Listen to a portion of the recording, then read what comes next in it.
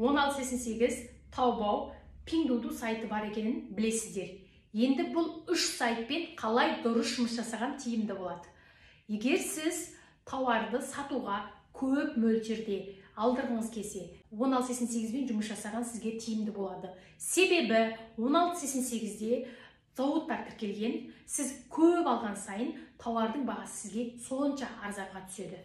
Және де бұл сайттан сіз бір штуктеп те тауарға заказ бере аласыз. Taobao сайты.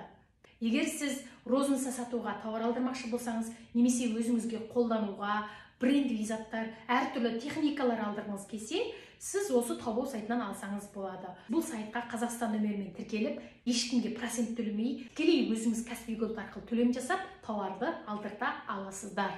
Pinduoduo сайты. Бұл жерде магазиндерде бар, араласыз. Өзіңізге қажетті заттарды алдырмақшы болсаңыз, розница сатуға аз мөлшерде тауар алдыратын болсаңыз, Pinduoduo сайтына сіз кәсіппен тікелей тіркеліп, өзіңіз төлем жасай аласыз, тікелей өзіңіз алдыра аласыз.